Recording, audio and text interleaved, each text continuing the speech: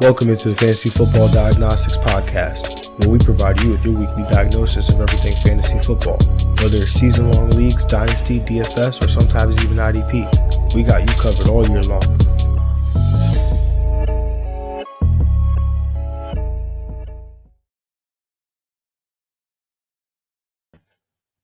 Let's do it. Let's get to it. Welcome into the Fantasy Football Diagnostics Podcast. It is Tuesday morning, October 15th, 7 a.m. Eastern here.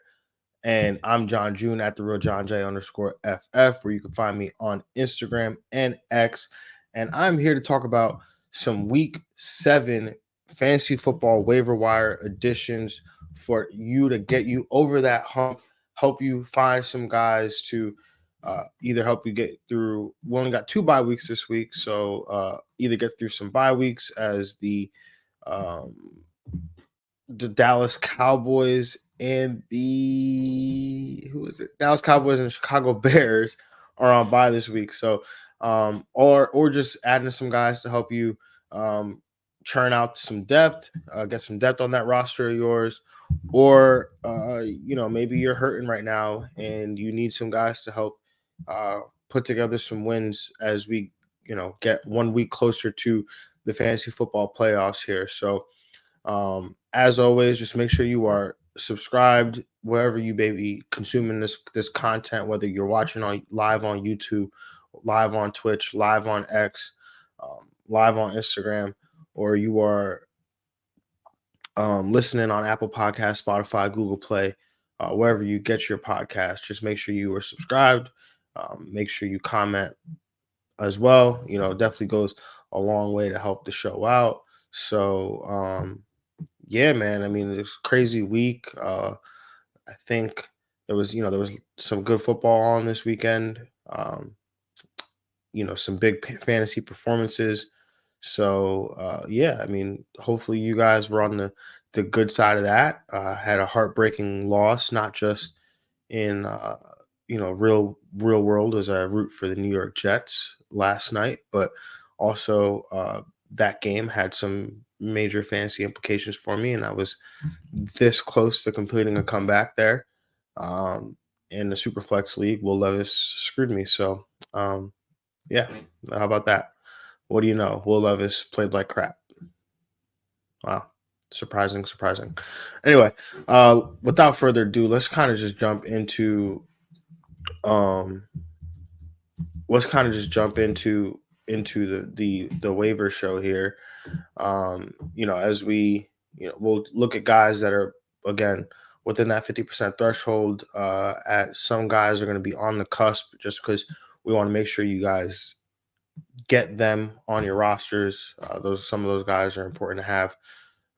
So if you're just looking, across your fantasy football league, I just want to make sure that some of these guys aren't floating around on your waivers. Again, just take a look. You never know what's going on. So, gonna just start with the quarterback position as we always do.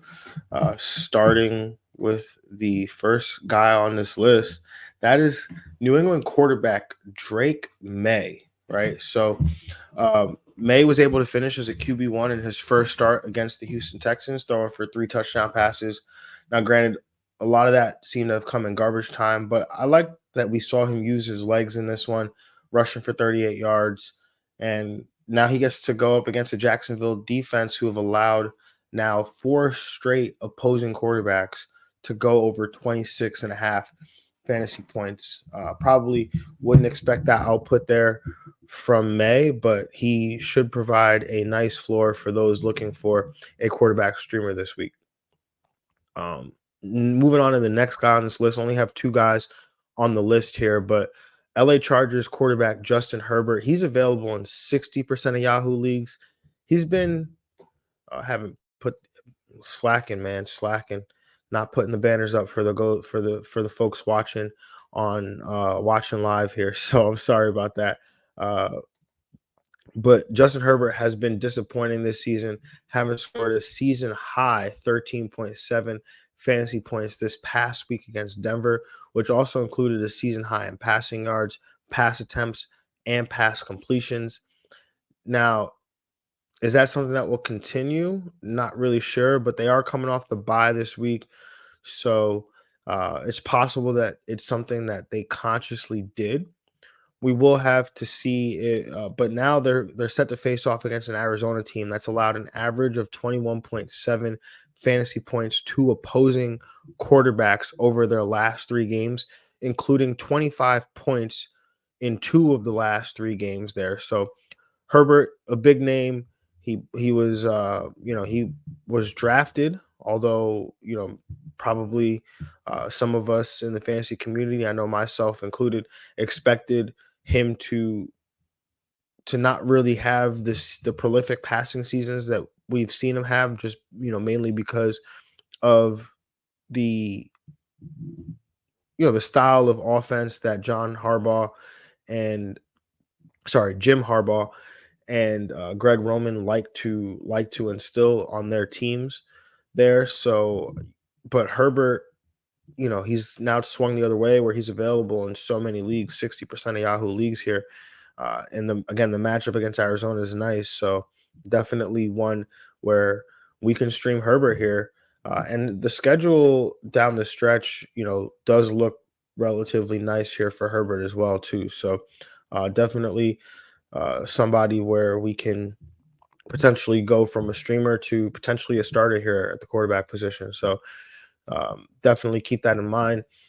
Moving on to the running back position, Tampa Bay running back Sean Tucker, available in 99% of Yahoo leagues. What a game Tucker had this past weekend against New Orleans. 192 yards from scrimmage, 2 touchdowns, scoring a season high, 34.2 PPR points on 17 touches.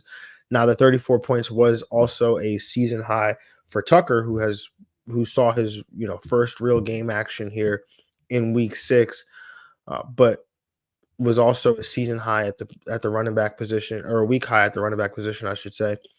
And the score looks, when you look at the score of like 50, I think it was 52-17 or 52. I forget what the final score was of that game, but the Tampa Bay Buccaneers, essentially demolished the New Orleans Saints. And you would think, oh, well, Tucker probably did a lot of this in garbage time, but Tucker was involved from the beginning of this game, forming a running back duo with Bucky Irving, as Rachaad White missed this game with a foot injury. So Tucker definitely was a part of the game plan early and often. And now it's not, I'm not sure how long Rachaad White will be out for, but head coach Todd Bowles did say that Tucker did enough for this to become a 3 running back committee here. So not great from a fantasy perspective that it's part of a 3 running back committee, because that's harder to read than a 2 running back committee. But I'm looking at this from a perspective of how long is Rachaad White out, right? Again, that part I don't know, but Tucker is a guy who's going to come in here, and he's different than what they have already, right? Bucky Irving, he's a little bit smaller. Rachaad White also a little smaller. Bucky Irving seems to be the more explosive between the two, between White and between himself. Bucky Irving seems to be the more explosive between the two, between himself and White. But Sean Tucker is a bit bigger back. Has some speed to him, but he's got some size to him as well. So Tucker is again a little bit different than what they have there, and I think that's good for him, right? Some diversity in the backfield. But if I'm a Rachaad White manager, I would be a little concerned, right? Because where does he fit in all this here? So definitely, again, gonna add Tucker to my rosters here as we look to, again, always looking to add running backs to my team. Running backs are a valuable asset in fantasy, right? So let's make sure take a long hard look at Sean Tucker. Tyrone Tracy is the next running back here on this list. He's available in 55% of Yahoo leagues. Now, again, Tracy got the start again with Singletary out and was once again efficient, totaling 107 yards on and a touchdown on 23 total touches. Singletary seems to be close to returning and possibly will return this week. But as I said last week in the waiver show in regards to Tracy, I don't think you can put him back in the box.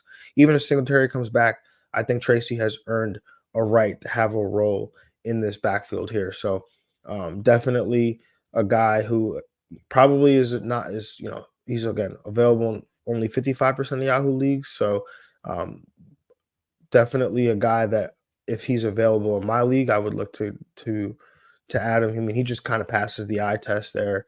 Tracy does with how explosive he is, and he caught six passes on 6 targets this past week. So getting used in the passing game as well after a week after running for 129 yards.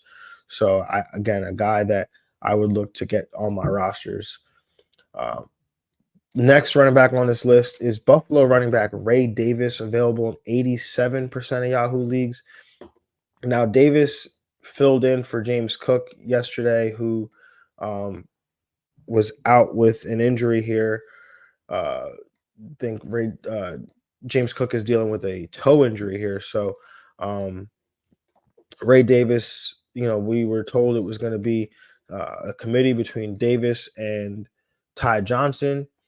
And Davis pretty much emerged as the top running back here. He rushed 20 times for 97 yards, also caught all three of his targets for 55 receiving yards. And, talk about a guy who passed the eye test here. Ray Davis definitely was a guy that passed the eye test. He ran physically all night. He was a physical runner, big guy, barreling through tackles. Showed his ability to, make some nice cuts in the open field, get to the edge as well. Had, an explosive pass play. It was, turned out to be the longest pass that Josh Allen has thrown to a running back.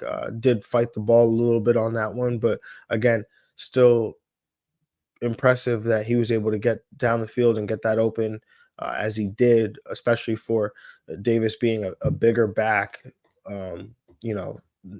Again, we saw this they tried to get Ray Davis involved early on, right? Even when James Cook was healthy, I think it was like week 2, week 3, we kept seeing Ray Davis coming in, taking some opportunities away from James Cook. They went away from that a little bit, going back to James Cook specifically last week against Houston. And so Davis now being in the fold here with Cook being out again, don't know how long he's out for. But with him being out, Davis, I think, has pretty much cemented himself as a guy who's going to have this, who's going to, be this workhorse running back for the Buffalo Bills. Matchup against Tennessee coming up. So as they find themselves in a lot of positive game script, I could imagine that Ray Davis is going to be heavily involved. And now this allows them to not necessarily rush James Cook back from the injury here. So, I would definitely look to add Ray Davis in a heartbeat here, probably ahead of these other two guys that I just talked about. Maybe not Tyrone Tracy. I like Tracy a lot. I like his game a lot. The Giants backfield, the Giants offense, obviously kind of terrible there, but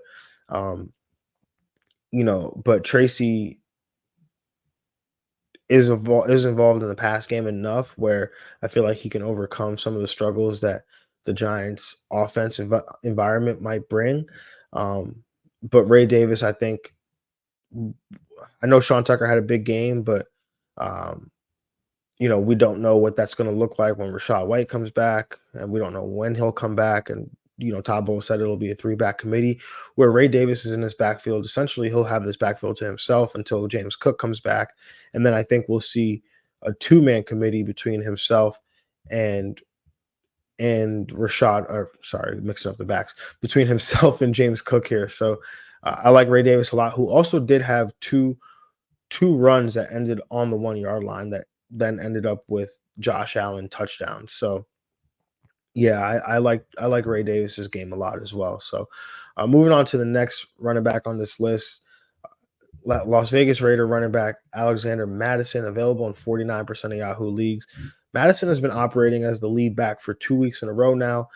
He had some big games earlier in the year thanks to some touchdowns, but is now getting some volume with the absence of Zamir White, and faces off this week against a Rams defense that has allowed the ninth most PPR points to the position on the season. Madison again had some big games. I know people were rushing to add him. I was not going to recommend him, mainly because I like to do this thing where, again, you add a touchdown, you take a player's stat line, you either add a touchdown or you take the touchdown away, right? So if a player didn't score the touchdown, what does that stat line look like? Like Ray Davis' stat line, for example, he had 18 and a half PPR points. He didn't score a touchdown. You add 6 points to his stat line, and now we're looking at 24 and a half PPR points, and that would have put him in a top 5 finish at the running back position. Whereas, Alexander Madison in a few, some weeks he was scoring these touchdowns, but in terms of the actual output, right? He wasn't doing anything. I mean, there was one game where he had 4 rush attempts for 1 yard and a touchdown. Obviously, that's not the week that I'm talking about, but against Carolina, 3 carries, 7 yards. I mean, he basically had 44 total yards, finished with 13.4 PPR points, but he also had his touchdown. You take that touchdown away, we're looking at 7-point outing there on the day there for Alexander Madison. So again, that's why I wasn't bringing him up, but now he's in a situation where he's got 29 rush attempts over the last 2 weeks to go along with 8 targets in the pass game over that same time span. So he's actually getting some usable volume here, and has a matchup again against the Rams, who allow the ninth most PPR points to the position on the season. So definitely a guy who can help you at the running back position, but I'm not going crazy to get him on my roster. Sean Crafter 23 on Twitch saying, yo, what's up? What's good, Sean? Appreciate you tapping in with us this morning. Moving on to the next running back on this list, Tyler Algier. He's available in 70% of Yahoo leagues. He had a season high and a team high 18 rush attempts in week 6, rushing for 105 rushing yards and a touchdown. Now, this was mainly game script and matchup dependent, but Algier is an injury away from a full-time role in this backfield, and he could have more opportunities in positive game script as he had this past week. So Algier needs to be rostered in more leagues, right? He's a good back. He's a physical runner. This coaching staff seems to like him. And again, if anything happens to Bijan Robinson, he essentially will have a full-time role as the lead back in this Atlanta backfield in a good offense, what's becoming a good offense. So definitely a guy that should be more highly rostered. Moving on to the next running back on this list, San Fran running back Isaac Guerendo, available in 96% of Yahoo leagues. I've been wanting Guerendo to be a thing all season. I really liked him coming out of Louisville. He was one of my favorite late round targets in dynasty drafts. Him to go along with Braylon Allen. And on Thursday night, when Jordan Mason left the game with a shoulder injury, Guerendo saw some opportunities. Now, he did share the backfield with Patrick Taylor, but Guerendo finished as the 49ers leading rusher, thanks in most to a 76-yard run at the end of the game. But if Mason has to miss this week against Kansas City, then Guerendo could see some extended playing time in week 7. The things I like about Guerendo, he's a big back. I think he's like 230, but he also has 4.3 speed. He could have scored a touchdown on that 76-yard run, decided to slide, make the Seahawks burn 2 timeouts, and then Kyle Juszczyk put the ball in the end zone 2 plays later. So, I think Guerendo, if he gets an extended look in this Niners offense, he could I think the ceiling is really high for Garendo here. He's explosive, big playability, and the way that Kyle Shanahan's able to use his running backs, able to get them out in space. I think Garendo could be a problem. So, you know, if you got an end of the bench if you got an end of a roster spot at the end of your bench, I think Garendo is definitely worth a look. If you're the Jordan Mason manager, I think Garendo is definitely worth a look there too. I think Patrick Taylor's also, again, we get so caught up. I know I get so caught up in some of these explosive, rookies and some of the things that they can do. But coaches, they want to lean on guys they can trust, and sometimes that's a veteran. And so maybe Patrick Taylor's the guy. So, he's another guy that could be worth a look there. Moving on to the next running back on this list, I got two more for you, guys that we talked about last week, but didn't do anything this week because they were both on bye. But Miami running back Jalen Wright, available in 91% of Yahoo leagues. Talked about him last week, but the Dolphins, again, were on bye. So depending on the status of Achane, it's possible that Wright could play a bigger role here in week 7 against an Indianapolis defense that just continues to struggle defensively. So, again, monitor what's going on with Achane. We probably won't get a report until later this week, Tuesday or Wednesday. So, again, I would be I talked about it. Jalen Wright, explosive rookies. I have a thing for those guys. Jalen Wright was one of my favorite running back prospects. And so if he gets an opportunity, I'm going to essentially be all over it. So, my next up is Minnesota running back Ty Chandler. Again, also talked about him last week. The Vikings were on bye, so he did not do anything. But Aaron Jones injured his hip in week 5 in London, and Chandler saw the bulk of the opportunities after the injury. He was also, seeing significant time as part of a committee with Aaron Jones, and so now again should see the bulk of the work in his absence here. So, and this one is a little bit more definitive. We know Aaron Jones is going to miss some time here. So, available in 72% of Yahoo leagues. I think I think Ty Chandler needs to be added to your teams here. So, moving on to the wide receiver position. New England wide receiver Demario Douglas, available in 93% of Yahoo leagues. Douglas led the Pats in targets, receptions, and yards in May's first game under center. Seems like he and May had a good thing going in week 6, and they can hopefully keep that good thing going in week 7 against a horrific Jacksonville pass defense here. So, definitely one that I'm looking to get into. Again, there's 93% of Yahoo leagues. This is great if you're looking for help at the wide receiver position. Next up is a guy that we've talked about every week, I feel like, for 3 weeks, and I'm going to keep talking about him until he gets over that 50% threshold. But Indianapolis wide receiver Josh Downs, available in 52% of Yahoo leagues. Downs now has 3 straight games with at least 15.9 PPR points. Now, granted, Joe Flacco saw significant playing time in all 3 of those games, and head coach Shane Steichen has already said that barring any setbacks, Anthony Richardson would start in week 7 against Miami. I still think Downs will have a role, and managers shouldn't be afraid going forward. So, again, let's get him above that 50% threshold. A guy that we're going to talk about that's not above the 50% threshold, or not above that 50% threshold, is the Seattle wide receiver Tyler Lockett. Again, he's available in 47% of Yahoo leagues, but I think he needs to be rostered in more than this. Lockett has now scored double-digit PPR points in 3 straight games, seeing no less than 6 targets in any game since week 3. He's a clear part of this passing offense. As much as we want Jackson Smith and Jigba to completely wipe out Tyler Lockett from fantasy relevance, that's not happening, not this year at least.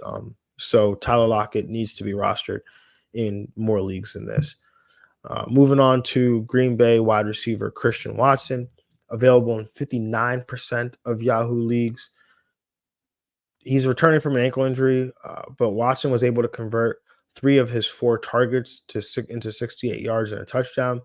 And now Wicks is out for an extended period of time with a shoulder injury. Watson should continue to get more involved as he gets healthier, but has 3 straight matchups coming up against Houston, Jacksonville, and Detroit that are all enticing. So, Christian Watson, we know the big playability, and we've seen this offense with Jordan Love in the fold be known for being explosive, scoring points, and Christian Watson will continue to be a part of that. Granted, he will be the number 2 behind Jaden Reed. That's totally okay. We'll live with that. But Watson is explosive himself in his own right. And as long as he stays healthy, I think we'll have an extended role in this offense. Now, moving on to the tight end position, I've got 2 guys on the list. Philadelphia tight end Grant Calcaterra. I hope I said that right. Calcaterra. Available in 100% of Yahoo leagues. Dallas Goedert suffered a hamstring injury on the first drive in week 6, which led to Calcaterra seeing a full-time role as the Eagles tight end 1. And he was productive in that role, catching all 4 targets for 67 receiving yards and double-digit PPR points on the day. So, again, Calcaterra is probably going to just help you for a few weeks, but sometimes that's all we need from a tight end is for him to just get us through a couple weeks as a streaming option. And, hopefully by then we have, maybe we're waiting on Dallas Goedert to come back from an injury, or maybe we're just, trying to stream the position. Maybe we'll land on a guy, but Calcaterra can help get you through some of these rough patches here at the tight end position. Moving on to the final guy we're going to talk about today, that is Carolina tight end Jatavian Sanders. My apologies. Available in 99% of Yahoo leagues. Sanders is a talented rookie for the Panthers. He was a 4th-round pick in April. Was known for his pass catching ability, athleticism coming out of the University of Texas. He has consecutive games of at least 5 targets, but is coming off his best game of the year with 5 catches for 49 yards on 7 targets. The yardage made him the second leading receiver on the day behind only Deontay Johnson. If he continues to have a role, that would make the Panthers tight end usable in fantasy, adding another tight end to the pool here. Again, that's the thing about fantasy in the tight end position is sometimes teams just don't have, they're not utilizing the tight end. And so although there's 32 teams in the league, you'd be like, oh, well, there's 32 starting tight ends. That's not true. There are not 32 startable tight ends in fantasy. We all know that, obviously. But if Jatavian Sanders, I don't know why I keep calling him that. If Jatavian Sanders is able to, have a role here, then that adds another team to the pool, which is great, right? Because it didn't take an injury like, Grant Calcaterra. It just took the team utilizing an asset that they added to their roster in April. So Jatavian Sanders, again, talented rookie. Sometimes it takes those guys to get going a little bit. And so, again, he's a guy that I would, if we're looking for upside, I think a rookie 4th-round pick is a guy that brings some upside there for us. Now, that is all we have today here. Again, as always, guys, feel free to drop some questions in. Feel free to, if you're ever looking for some advice, like who do I drop?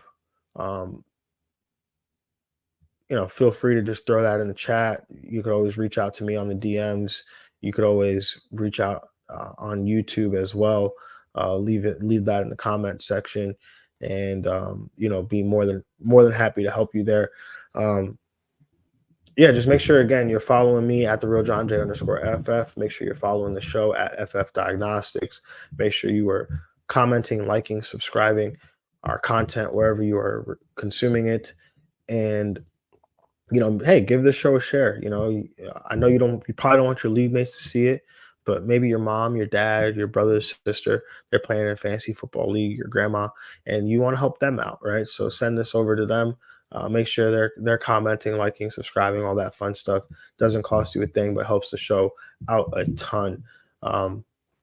yeah, you guys know what it is. We will see y'all on Friday, 7 a.m. Eastern, as we discuss the matchup show. Have a good one, y'all.